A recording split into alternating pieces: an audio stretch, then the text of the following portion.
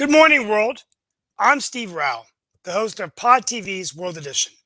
In our World Edition, we bring you news from around the world, talk about global affairs, innovation, and what we can do to continue to navigate through this pandemic.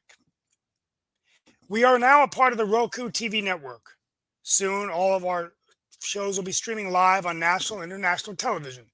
And we're so very excited to be here today. And I greet you live from the All America city of Morrisville in North Carolina, the 8th largest state in the United States of America.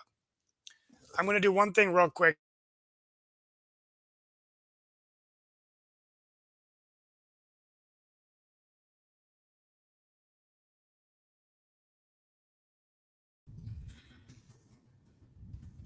There, I'm going to take off my headsets. Mark, can you hear me? Nope. I can hear you now. For a minute there, I could not hear you. I was actually just writing. You're on mute. Yeah, go back to myself as get my mom. Yeah. Gary, take you off. So I'm going to try to do this without my headset. So welcome to Pod TV's World Edition. Today, my monologue is based on something I thought about based reading a New York Times article this weekend and thinking about my time at Emory University. Because it seems to me that the situation in Ukraine reminds me a lot of a situation that happened in the summer of 1990. At that time, an autocratic government, the nation of Iraq, led by Saddam Hussein, invaded the small nation of Kuwait. It didn't take very much for, at that time, President George H.W. Bush to work together and bring allies and develop an international coalition, working with the UN Security Council, and declare that the troops would be sent and that no nation could annex or invade a weaker neighbor. We pushed the forces back. We didn't get Saddam Hussein at that time, but the rest is history. The Gulf War was over relatively quick. Now, of course, there are a lot of differences between Ukraine and the Kuwait. I mean, one difference is that dealing with Russia, you're dealing with a nuclear power. But it really makes me wonder whether we should have been thinking about occupying or sending forces and developing a coalition to go against Ukraine. We had intelligence that Putin was thinking about this. We've been talking about it a lot of time. We'd seen the buildup of forces, yet we did nothing. We failed in our belligerence in this situation. We didn't develop a coalition, and we threatened him with modest sanctions at the time and very little focus on military forces. And the Kuwait invasion occurred within 48 hours. Within 48 hours, it happened at midnight. They quickly went in. So in this case, there was more time to plan. Ukraine is also a much larger democracy, 40 million people compared to the small nation of Kuwait. So it's even more of a reason for us to be able to go in there and invade. Today, millions of Ukrainians are fleeing their homes, hundreds of thousands of dead civilians, nuclear plants, power plants are being attacked, and there's no indication that Vladimir Putin will stop his invasion.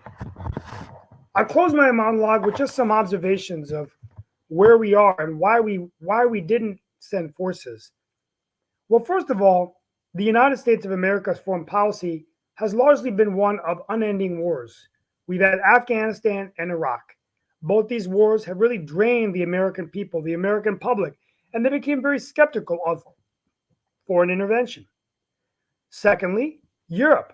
The European Union, as the New York Times indicated, is a very strong economic region. But China and Russia spend 50% more of their spending on military than the EU. But it's not just the military power and military strength. Until this crisis, Europe really wasn't awake. They weren't really ready for a European nation to be invaded. But now a sleeping giant, as Fareed Zakaria, has been awoken. And maybe that's one positive thing about this crisis. Nothing's positive about a war where people are dying, is that NATO is on alert, people are unifying, Europe is on alert, and they're saying that we cannot stand for the invasion of a democracy.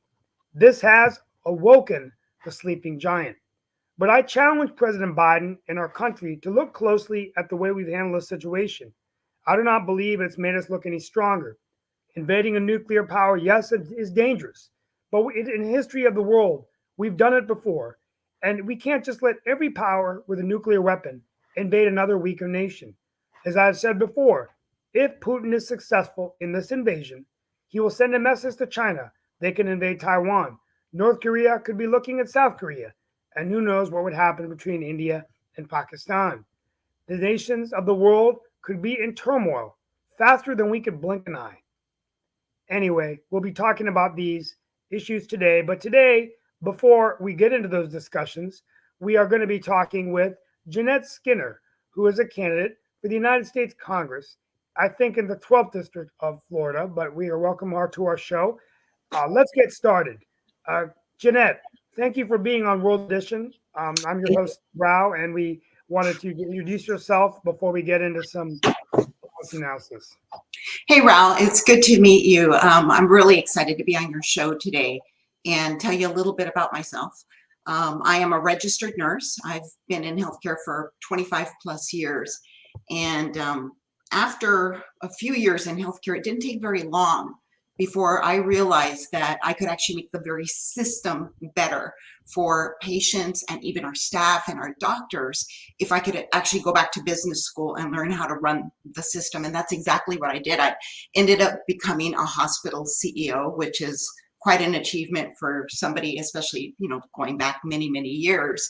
And I've run very large, very small, rural, for-profit, nonprofit hospitals throughout my career, following my husband, who was military. And I am running for Congress. I decided in December to run for Congress. Well, thank you, Jeanette, for being with us today. And it's Steve Rao, by the way, not Rao. So what party are you a member of? I am a member of the Republican Party. Okay, great. And you bringing some background in healthcare. You have a business background. What are some of the main issues that you're focusing on in your campaign? What do you want to do in the Congress? Well, I certainly have expertise in the area of healthcare, so I do believe you should always come to work offering something. So a couple things that are really important to me.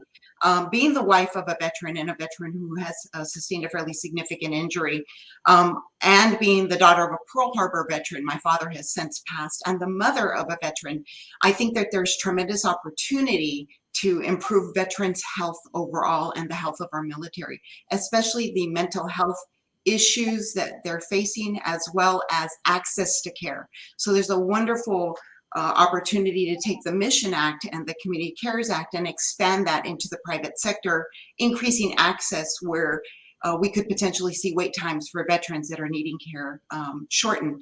In addition to that, I'm very concerned about informed consent, medical freedom, as it terms of as we continue with the various variations of COVID-19, or any other regulation where healthcare might be touched. I want to make sure that we're always advocating for the patient, that we have informed consent, that there's transparency, that we all understand the choices that we're making.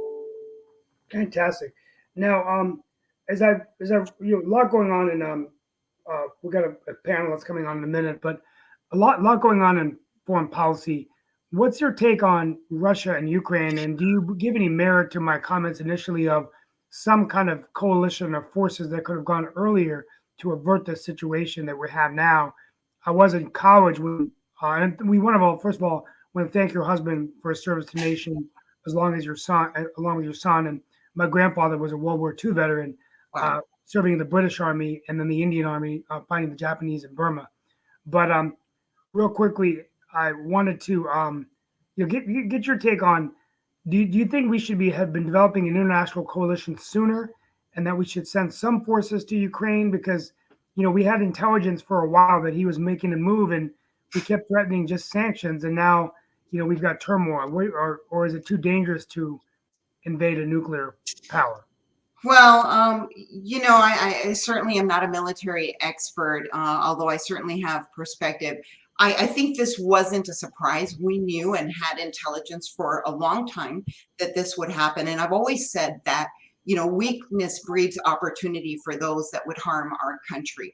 Certainly, I believe that there were actions that could have been taken potentially to mitigate this from even happening in the first place. It's interesting that it happens now. It's never fortunate for any president that there's war on their watch. It's a sad thing. It's a very difficult thing to go through. But could we have done more? And I would opine that we probably could have.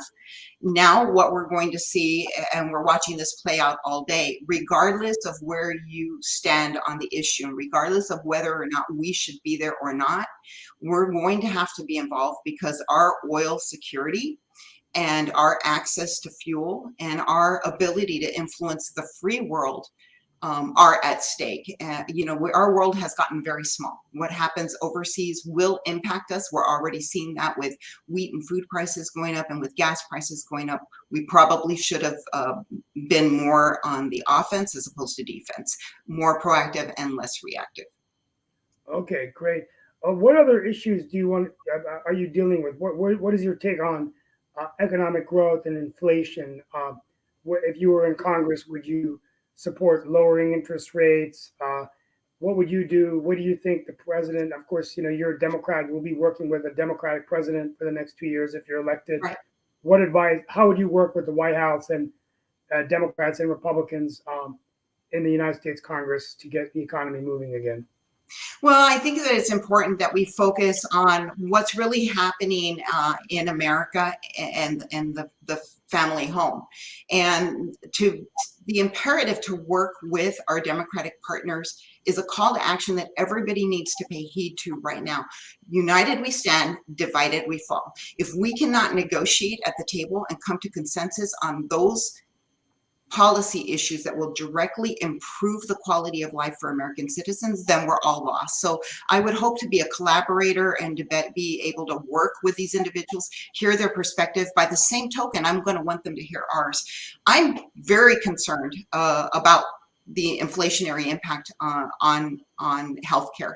It's impacting everything from supply chain to the labor workforce, and certainly for our seniors. At the end of the day, as a nurse, I've seen people struggle throughout my life coming to emergency rooms that I've either worked in directly as a nurse or ran as a CEO with medical complications because they've delayed care for lack of funding, even if they're Medicare patients, or they're having to choose between their expenditures and food, and this creates complications for them.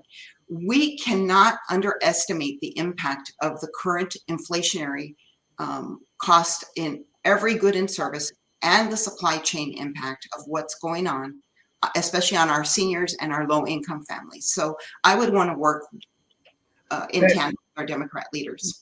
One last question, and then we're going to bring in our panel. Just a high-level question. So we passed the bipartisan infrastructure bill, which was a success. One of my friends, Joe Manchin, I'm from West Virginia, U.S. Senator, was opposed to the Build Back Better. But there were components of the Build Back Better plan that would have reduced, for example, out-of-pocket drug expenses, reducing the cost of insulin. Where do you stand on Build Back Better? Would you, as a Congress member, be willing to take a look at that if it had been pared down, or are you completely against this bill? No, I think we have to be able to negotiate what's right. I'm just not thoroughly convinced that there aren't special items in the Build Back Better program that maybe could be more focused on helping our seniors get better access to drugs, helping us fund healthcare. When you look at Build Back Better, especially some of the infrastructure that is added there, it's not really going to have a direct material impact on lowering these costs. It just doesn't. At the end of the day, that $25 difference could make or break a senior citizen that's trying to just make it to the end of the month with their next check.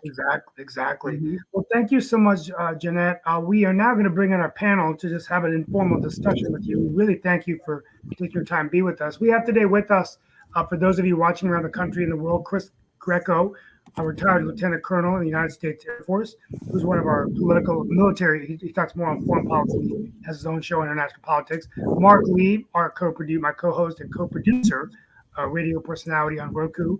And then we might be joined by others, Sasha Starr. But I'll go ahead and hand over to my panel to see if there's any questions you'd like to ask Jeanette. Yeah, I had a couple of questions. One that I was going to ask actually is something I think that both you and Chris may be interested in.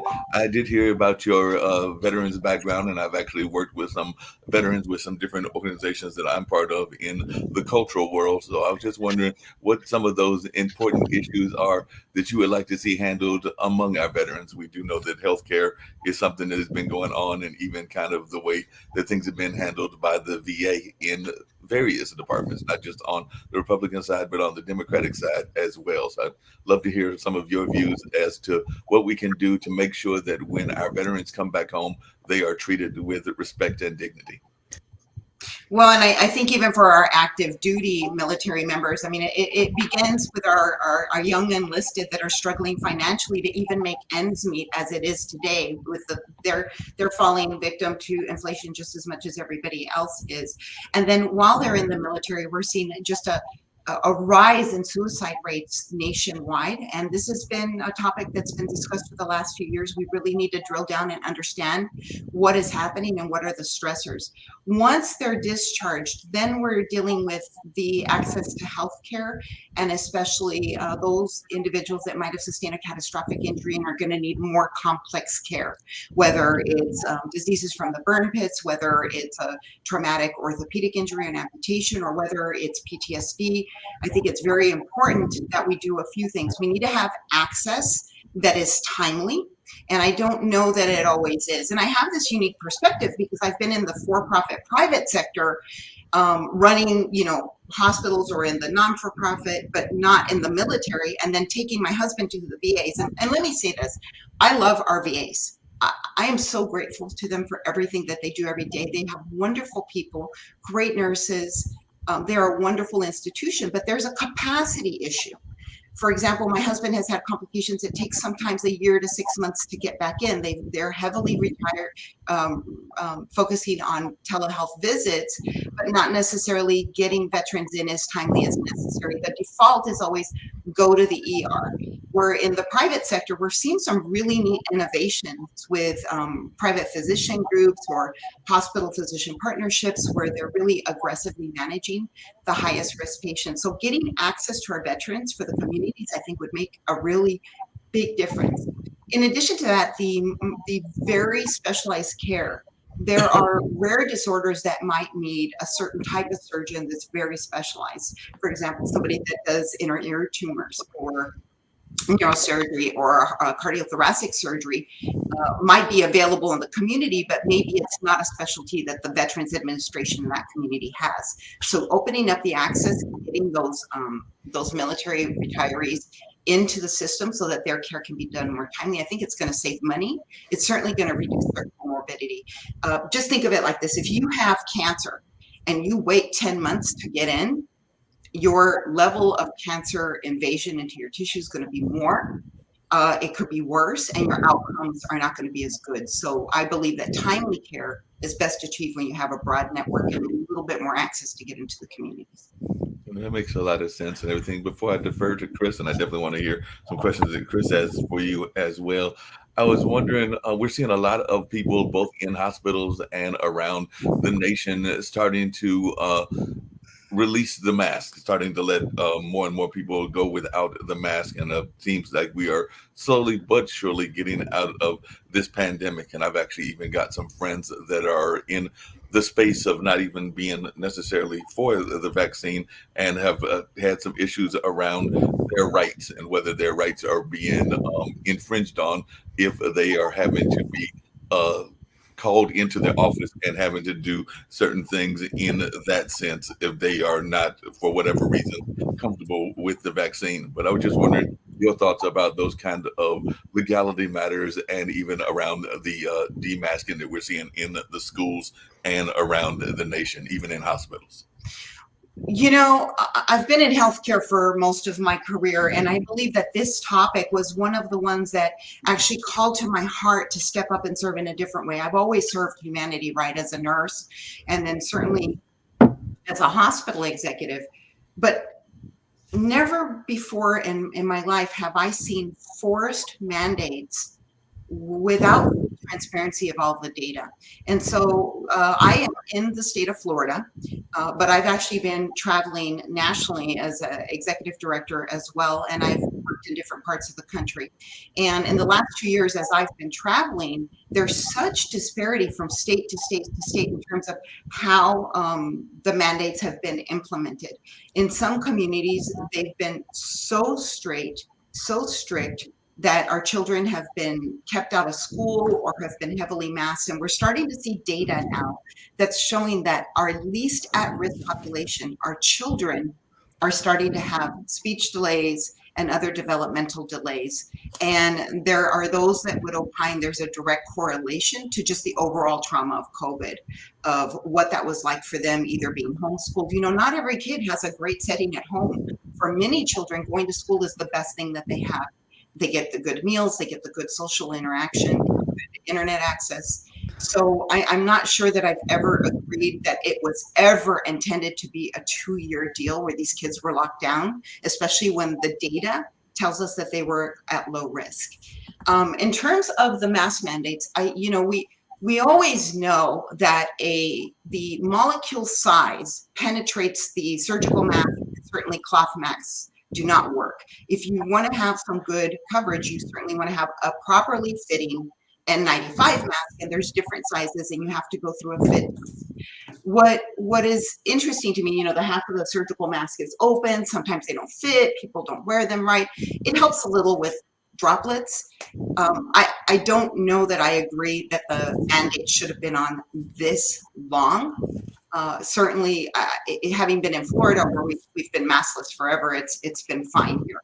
It's been good for people to get out in the sun, good for people to interact. Where I think we've seen more difficulties, people that have been locked down inside, you know, in tight clustered groups, and they're not getting out in the environment. That creates stress, and that stress certainly has an impact on your immunity. Well, I'm going to defer to Chris and everything. I've got another question to ask eventually, but I'm going to defer to Chris right now. Chris, it's on you. Okay, thanks, Mark. Hi, Ms. Skinner. How you doing? Hi, Chris. By the way, thank you so much for being in healthcare. You know, my wife is a retired nurse after 40 years, so you know it's been an interesting 40 years for her as a nurse. So Medicare. Let's talk about Medicare for a second. I'm on Medicare, and I hope that you're going to address some of these issues that I'm about to tell you. First of all, it's the absolute ridiculousness of Medicare on some issues. I have a grandson. I want to get the whooping cough, the Tdap vaccination.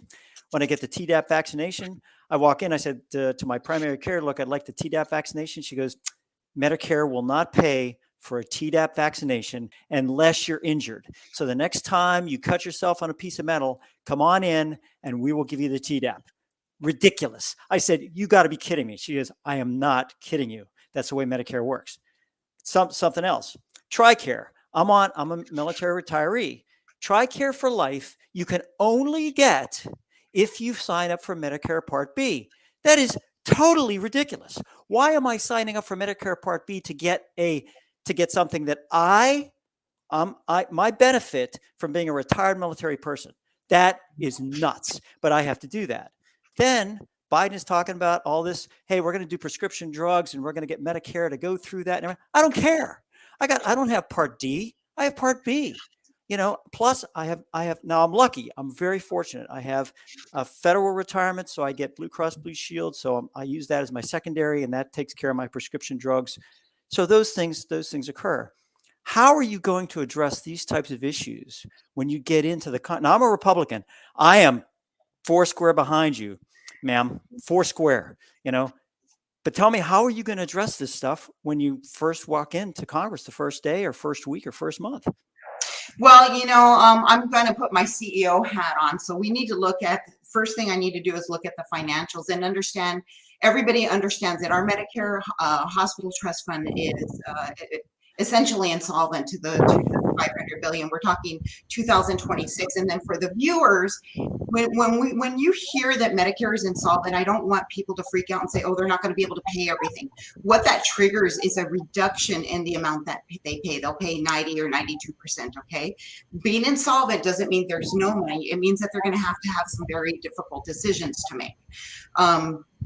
In terms of how we begin to solve this, I think that the first thing we need to do is really open up the books and make sure that there is nothing coming out of that trust fund that shouldn't be, and that we're taking all of the necessary steps to make sure that we have the right amount of benefits that are offered. Now, there's a lot of talk about, with the current insolvency being so close, we're talking 3-4 years away, is this a time to expand Medicare and add dental, add vision, add the injections that you're talking about, the immunizations?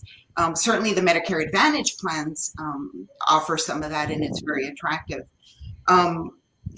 You know, before we can buy more, we have to understand how much money we have in the bank. This works for your household budget. It works for your Medicare budget. So I think understanding where the funds are coming from. We also know that some of these investments are going to make your health better and will lower the burden of cost. So, you know, where it makes sense, I want to understand what services are we offering strategically. Sorry, we have pollen here in Florida going on, and same here. That we're making sure that we're covering the necessary benefits that are going to help us all. And I think it's very important also to understand that there is an opportunity, I believe, with drug prices. There is an opportunity to improve the benefits that are served. I mean, and how things are administered.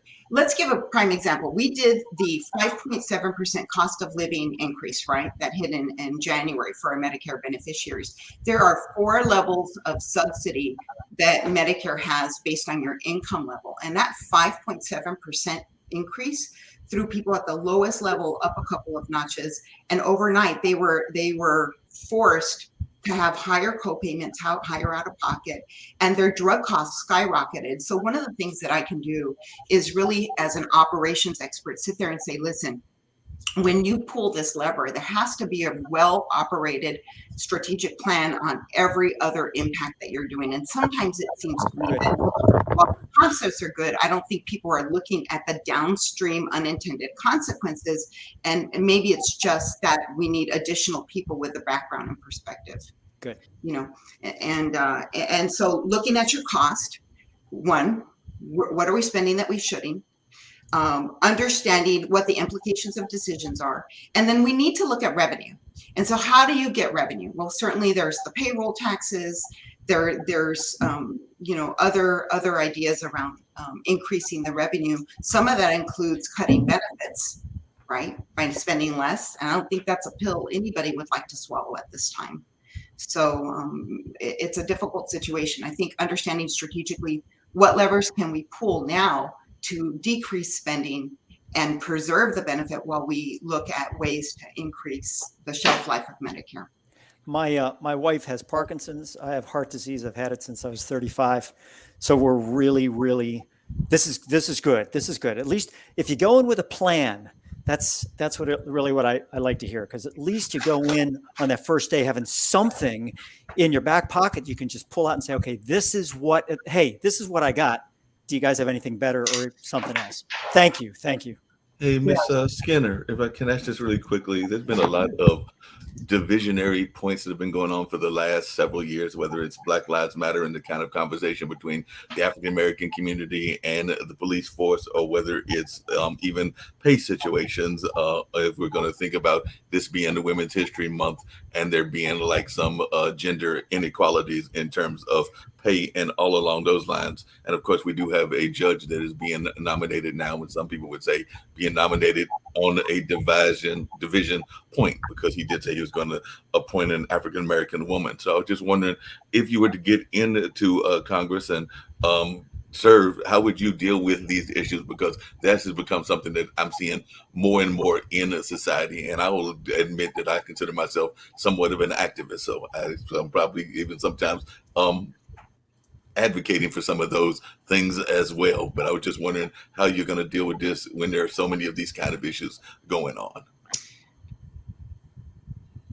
I'm taking a breath and I'm taking a pause. Let me start by giving you a little background about myself. My mother was an immigrant from Mexico. I was born in El Paso, Texas, right on that border, and I was raised in that area. Spanish was my first language. English was my second language. I should tell you that. My mom earned her citizenship, I think it was like 14 or 15 years old, even though back then in the day when she married, that did not give her instant citizenship, right? She had to work for it and earn it. It took about a decade for her. So I have family in another part of the country. My husband's mom is from Germany, and she immigrated with my husband. So I have family members throughout the world, it seems, at least in Europe and in South America, and that gives me a little bit of this international flair. If you look at my 23andMe, it's got quite a bit of DNA. But, and here's the but, and I would say, however, I believe it is racism when you categorically exclude people from any job based on their race. And by saying you're only going to have a person of color, that means if you're Indian, if you're Asian, if you're Chinese, if you're Latina, Hispanic like myself, that we have no chance. I also feel that when you do that, you always leave people wondering, was that the best qualified candidate, or did we just have to check a box? And I think it's a disservice to the candidate because they go in with people saying, don't know if this was the best one. But the other thing is, I think it's an insult to people of color to say, oh, you're so ill prepared in life as a population that we're going to have to give you something because you're not capable and you're not smart enough of earning it yourself. I've always had to come up, you can imagine, in redneck Texas, to grow up, in what I would say is a very traditional environment, to come up as a Hispanic and achieve the role of hospital CEO. I want equality of opportunity, where there is no limit for me, for my children, for my neighbors, regardless of what their demographic background is or what you think their skin color is. You know, there are people that have fair skinned appearances, but they might be French, they might be Turkish, they might be German even, they might be any race. I don't think the color of your skin should ever be used. I think that's racism. And I think that it's a crime against the person that got the job in the first place, because now everybody will wonder, was this affirmative action or is this the best qualified candidate? Right. I mean, that's a great, I'm going to close out here with a couple of, well, you can be with us as long as you want. I guess my question would be, we didn't talk about the Supreme Court nominee, and I don't know what would be the qualities for a Supreme Court justice you're looking for. So maybe you can address that, but I'll give you another question, is just the tremendous division that we would have, that you have in America today. The largest growing party in where I live in North Carolina, which is the 8th largest state, is now the unaffiliated voters. They have overtaken both political parties as the largest political party in the state of North Carolina. As you are now going, if you go to Congress, are you concerned about the division that you're seeing in the country in terms of just Democrats and Republicans not really willing to work together to get policies developed, which is oftentimes giving up a little bit of what you have that you want to get it done? Are you going in with any kind of hope that you can work across the aisle, or have you accepted that if you're elected, you're just going to, and I didn't mean to ask that in a difficult way. I just am curious as to your perspective on that. Look, history teaches us that when there's internal strife in a country or a civilization, that civilization fails. And there is a point of no return. And I fear that we're getting very close to that. There is a high degree of animosity. I think that, to your point, these groups, whether it's Black Lives Matter or Antifa or some of the race baiting that's been going on, has created a division. That's the defund the police movement, has created one side over the other. And there's instantaneous animosity. I can't accept that. And that's one of the reasons that I've stepped up to run. I think it's imperative if we're going to deal with things like the oil crisis, like the impact of inflation on our economy, like our freedom and our national security, like cybersecurity that nobody's addressing. If we're going to be able to get anywhere and protect our country, we need to be able to get along. So the second thing I will tell you is that sometimes you've got party members on either side that have become so toxic and so polarizing that they probably need to go because they've lost their ability to have a conciliatory discussion and to be able to negotiate. I think having a cancel culture with big tech censoring things that are hate speech one day and then a year later we find out no, it was actually the truth isn't helpful. When we lose the ability to have a dialogue, we lose the ability to understand, and then we lose empathy. And when you lose empathy, then your entire country is at risk. It's natural disasters, pandemics, hurricanes, big fires, 9/11 usually bring people together. But history teaches us that when there's this much animosity, if something were to happen on our soil, we might not come together. People might pick sides and wish harm on the other side. And I think that we're very fragile right now. It's imperative that we go in with an open mind and trying to work with each other to the best possible ability. Final question, Supreme Court Justice, any thoughts on Ketanji Brown or what do you look for in a justice? And I'll hand it off to the panel for the remainder of the hour. Great, absolutely. Thank you for this last question. You know, I am concerned, so I wanted to evaluate her by my own judgment. What I saw was a high number of her rulings were overturned, which tells me that her law doesn't necessarily stand when it's challenged. So when I look at a Supreme Court justice, I want to know that their work history prior to getting to the role stood, that their rulings were sound and constitutional based, and that they were upheld. So I worry that her track record doesn't necessarily align with that. The second thing is she's been known to be pretty radical far left, and we're talking about the need to be conciliatory, being able to negotiate. I'm not sure that she wasn't picked because of her stance that is very far left. I would have liked to have seen somebody more moderate come in, or at least middle of the ground that's going to be able to weigh both sides. And I don't think she's been very polarized at times, and that is concerning. Yeah, Jeanette, good to have you here. I told the panel to be nice. Hopefully they're being nice to you. They're wonderful. You never know about these people. By the way, this is her first. You never know. I've known these people for years, so you never know about them. But this is her first interview, I believe, that you've granted since you announced running for Congress, correct? Right. We feel honored. We feel honored. You give us the first one and everything. Honestly, I don't think this group deserves you. That's another story. Yeah, okay. Oh no, we do deserve her. She's doing a great job and everything. I loved hanging out with you guys. I'm watching you banter, and what I like is that it's obvious that each of you has your own mind and your perspective, and you listen to each other and you're able to have a conversation. And that's what I like so much about you and why I wanted to be on the show. Yeah, well, we do banter, but we just brought in Sasha Starr, who's our international expert. He actually used to live in the Ukraine.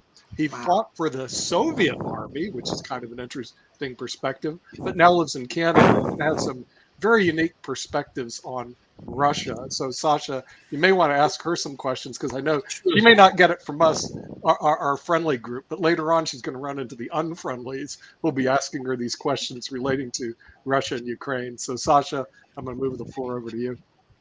No, I'm a great fan of Latin or Spanish culture and civilization.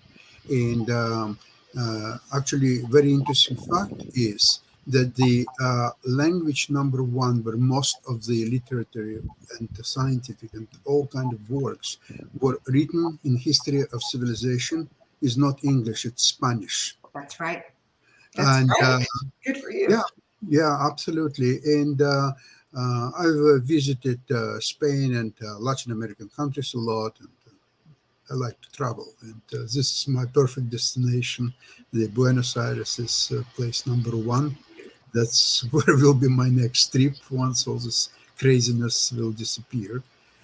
Now, what I wanted to ask you, I didn't want to touch any medical issues because although my late mother was a doctor, but I'm not expert in medical issues at all. All I wanted just to mention is that in Canada there is a completely different medical care system, and for example in Ontario where I live, Toronto, it's there's some such thing as OHIP, which is Ontario Health Insurance Plan, where citizens or any residents of Ontario, for that care, we don't pay anything at all, period. Of course, it all comes from the revenues that the provincial government generates through taxes and so on. And the third of all taxes raised by government in Ontario goes into medical care. But medical care is generally of very high quality. I've learned just that just recently a hard way. My wife unfortunately broke her hip, and she spent 7 days in the hospital and then in rehab center and so on. She's doing much better now.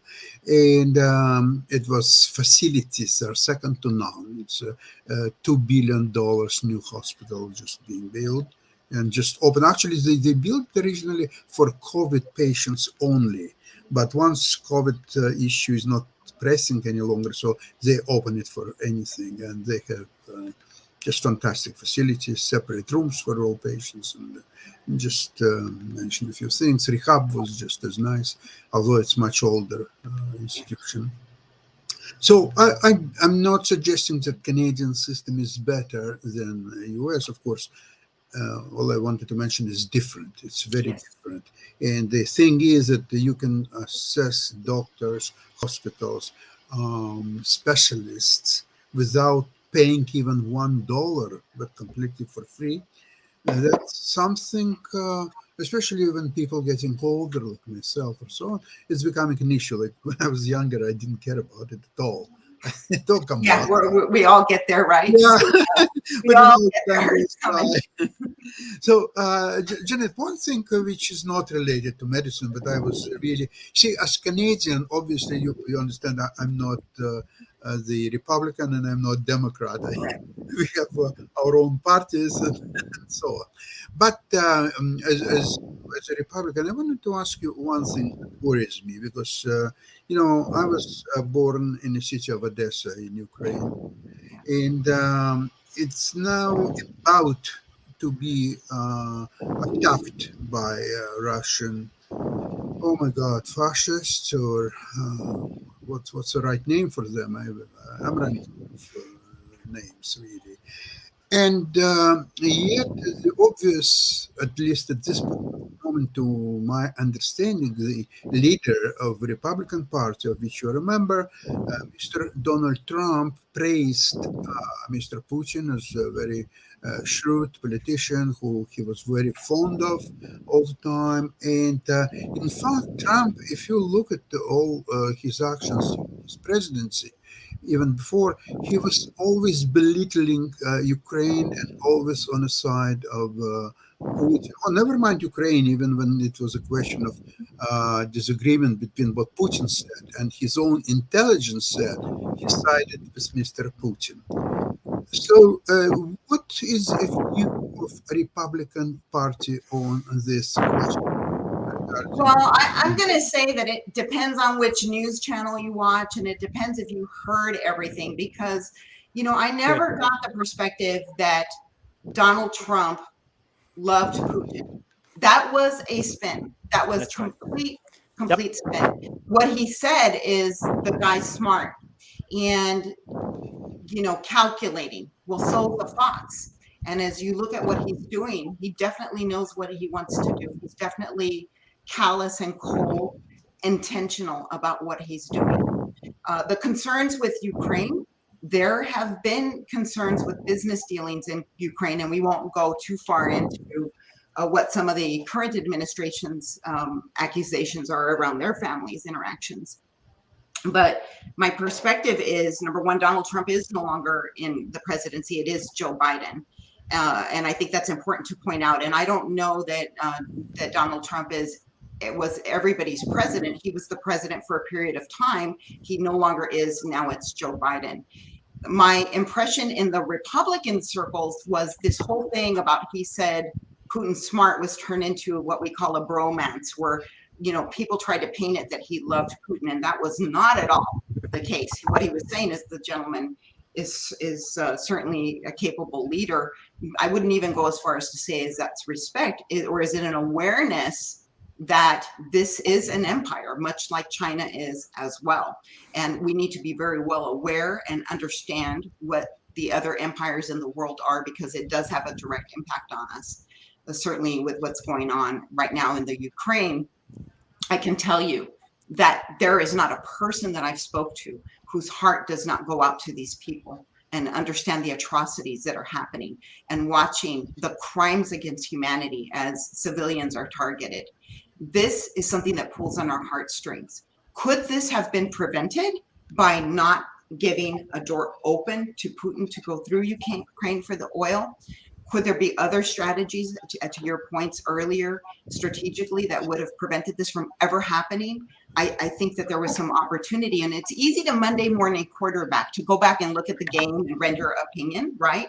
We can all on Monday morning talk about what happened Sunday night at the football game.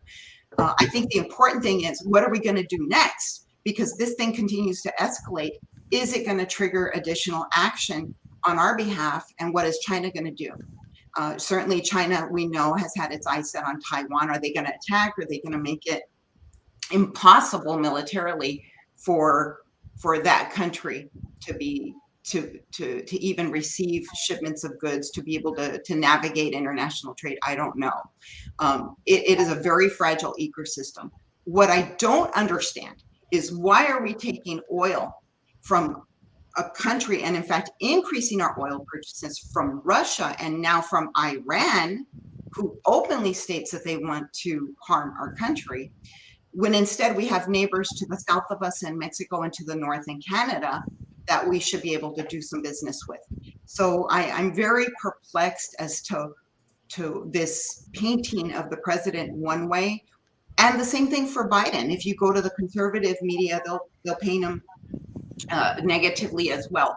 I think this is the bigger problem about why we're so divided as a country. We have to have accurate news reporting and get away from these tabloid reporters that claim to be reporters, and they render their own opinion. I think they are very, I mean, The View and Whoopi Goldberg is not the news. We need to get our news from reliable reporters that don't render their own opinion and just tell it like it is and let the people decide. And I think that that's where you're going to find that when you look at international affairs, we're so divided as a country. We're so divided, and we have to be able to have good facts so that we can make informed decisions. I'm really concerned that this is not over yet. I'm concerned about some of the decisions Putin is doing to harm civilians. The blackout of the media in Russia, his own soldiers are coming out on video, didn't even know what they were doing, that they were going to attack, and laying down arms. I think it's a scary time. But as a Republican, I've never felt that Trump loved Putin. I think that was spin and conjecture. He said the guy was smart. Janet, one more thing about this conflict, Russia-Ukraine. Before, the appearance was that Putin will easily win this war. It's just a matter of 5 days or 10 days or maybe 12 days or so on. There was never doubts about the outcome. Guess what? The Ukrainians are tough people. Doubts. There are very serious doubts. The Ukrainian people, it's not Afghanistan, it's not Iraq, it's not something that could be easily overcome and nobody would care even to fight. Ukrainian people will fight for every building, every house, every basement. It's going to be a Stalingrad #2, or maybe even worse. Right. And I'll tell you something, that once that is happening, there is a likelihood of World War III is becoming very likely. There will be no business for Putin to do anything else as start World War III. How well the West and US prepared for World War III? You know, I've been saying, and if you read some of my posts, that I feel like we needed to be increasing our military strength and getting ready, combat ready.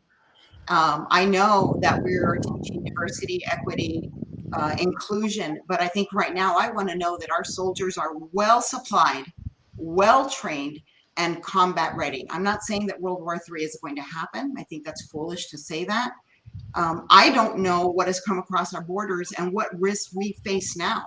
We know that with the border surge, they're saying it's 2 million. Some estimates is high, quite a bit higher than that. There are people from over 140 countries. I think we need to invest in military readiness. And my concern for us not pumping our own oil, our oil is our national security, and we cannot be beholden to countries like Russia, like the Middle East, for accessing our oil. This is imperative that our national reserves are maintained and that we're able to self-sustain here in the event that we need to get into a defensive stance. You're right. Putin is up against a wall. He has resistance from within. His own oligarchs are talking against him in some cases. And I think that when somebody is caged like that and cornered, they can become very unpredictable, very unpredictable. And it is scary to think what might happen. I hope it doesn't, and I pray that it doesn't. I don't think China anticipated the spirit of the Ukrainian people. When you see a young mother drop her child off in Poland, get back on the bus to go over and fight next to her husband, I think they've inspired the world. And what I would hope for America is that we're willing to fight for our freedom, that these people are fighting for theirs, because they are an inspiration. And I think Putin, unfortunately, is very, very dangerous now that he's at risk, because he cannot walk away from this. He can't. So he's going to. Jeanette, I appreciate your point of view. You satisfied me more than 100% with everything what you said. Good luck to you. And if you need, you have my endorsement. Thank you, sir. Yeah, I was actually saying that I'm actually a Democrat and a longtime Democrat, but Ms. Skinner, you've actually impressed me with quite a few of your answers and all of that. So definitely wanted to bring that up as well. I did have a question, and it actually alluded to somebody that Sasha alluded to earlier, and I am the biggest fan of civil disobedience. I know that actually Reverend Barber is about to relaunch the Moral Monday protest here in North Carolina, but I was just wondering your take on what some people call the insurrection of January, whatever that date was and everything. But I was just wondering your take on that, and your take on whether people are actually receiving the right kind of treatment by the law that participated in those activities on Capitol Hill. I made it my business to watch a tremendous amount of video from different news channels. I like to go to different news channels so that I have perspective and make up my own mind. What I observed was a president asking Nancy Pelosi for National Guard troops, and that request was ignored. What I observed was a call for peaceful protest, and I observed hours upon hours upon hours of video where Republican peaceful people standing around, waving flags, praying, where all of a sudden individuals were starting problems and people were saying, hey, this guy's Antifa. He's not us. I don't know that I trust everything that has been said. People walked into the corridor. We saw video of police officers welcoming people in. I don't know if the average citizen thought they were doing bad things. There were some people that need to be held accountable. Did we need to keep a fence up for months? Is that a free country and an election that was freely won when we're fenced for so long? Did our civilians that were incarcerated for January 6th get due process in a timely manner? I have to say I've had a lot of questions around that, and wondering, is this a pariah government where we weren't at least filing charges and giving them access to basic medical care, treating them humanely? Because now the stories are coming out that they were locked up for 10 months and no access to medicine and health care, how they were treated, no access to their attorneys. So a lot of head scratchers there. In addition to that, we know some of the people that started the problem were not on the Republican side. I'm not saying that some didn't. I think anybody that was involved in violence needs to be held accountable. Violence is wrong.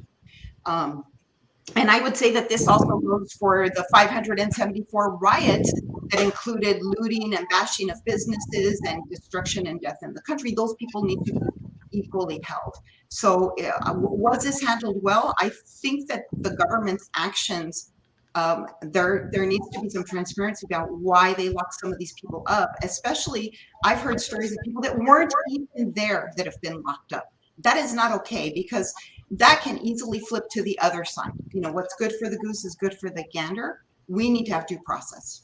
Before I turn it over to Steve, I was just going to mention one other thing. I am in the art field, and I did look at your Facebook page. That's why I knew some of the ways to go to the questions around mask and some of the other things. And I did see that you are a supporter of the arts, because I saw that you were at a recent Strawberry Festival. So I'd love to hear your thoughts about the importance of the arts, because I am definitely in that creative space. I'm aware of our time, so I'll answer very quickly. The science is clear. When you can bring music or art to a young developing mind, their ability for science, technology, engineering, and math later on is greatly enhanced, especially piano, especially classical music. So I'm a big supporter of that. And I think that we're injecting a lot into our schools and taking away good programs like physical exercise and like the arts, which are critical to nurturing a creative mind that will innovate. Steve, I'm turning it back over to you. Well, it's been an honor to have Jeanette with us today, a candidate for the United States Congress. We wish her all the best in her campaign. I hope one day I can join her. Some people are asking me about maybe making a run for Congress in 2 years. I'm a city councilman, but you know, look, we honor to serve the country. Maybe we'll be serving together. Who knows? But Thank you. On that note, I wanted to say that as I close out this monologue, we are definitely ending the new phase of the pandemic, which I think yesterday night I attended a concert, packed Indian Idol, where they had Indian music stars from around the world singing wonderful Hindi songs, Bollywood music. It was wonderful. It was great to see everyone maskless, smiling, having fun, and the energy that we would feed off of each other was so much more than a Zoom screen. And we were really honored to do that. And you know, we pray for Ukraine right now and the people of Ukraine, and we will be tomorrow talking about the energy crisis and strategy. And is it really true that the situation would become like the oil crisis of the 1970s, when the United States is actually the leading oil producer in the world? It might even be in a position to produce more gas, hence negating Putin's claim that he is the all, encompassing power that manages all of our oil and natural gas. I'll be bringing some insight to that tomorrow in my monologue about what should the energy crisis be of our country and other European nations as we deal with an increasingly omnipresent Russia, a leader who I believe, as I've said time and time again, is fighting to his last breath to bring back imperial Russia. And in my opinion, that's what this conflict is about. We'll be back tomorrow for another edition of Roku TV's World Edition. Thank you all so much. And we are honored. Be safe wherever you are, from our family to yours. Jeanette, all the best on the campaign trail. Thank you. Pray for peace, folks. Pray for peace. No doubt. Thank you. Appreciate it.